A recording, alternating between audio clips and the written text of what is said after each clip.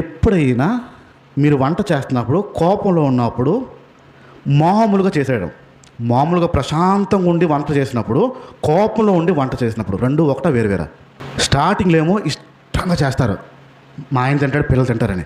కోపంలో ఉన్నప్పుడు ఏగితే ఏగిందిలే తింటాడు, ఎలాగైనా పడితే పడిందిలే అయితే పెట్టి పెట్టి అక్కడ ఫస్ట్ పచ్చగా పెట్టి తింటాడు. అన్ని చేయలేక ఇక్కడ మేము సత్రం ఏది పిట్ట తినేస్తాడులే. ఎప్పుడు కోపం బాగా ఉన్నప్పుడు ఎలా ఉడికితే ఉడికింది, లేకపోతే పెట్టే పర్లేదు తీసుకెళ్ళి. జావలాగా అయిపోయింది ఏంటి, తింటే తిని లేకపోతే మానే. అన్నం జావలా అయిపోయింది చూడు బాగోలేదు, తింటే తిని లేకపోతే మానే. స్త్రీగా ఒక ధర్మం ఇచ్చాడు మీకు, స్త్రీగా కుటుంబం చూసుకోవడం ఒక ధర్మం ఇచ్చాడు, స్త్రీగా మీ ఇంటిని పోషించడం వండి పెట్టడం ఒక ధర్మం ఇచ్చాడు. ఏమవుతుంది కోపం వల్ల? కూర బాగుందంటే మమ్మీ బూడు బాగుందని అర్థం, కూర బాగోలేదంటే ఇష్టమైన కూర వండిందంటే మమ్మీ మూడు బాగున్నట్టు.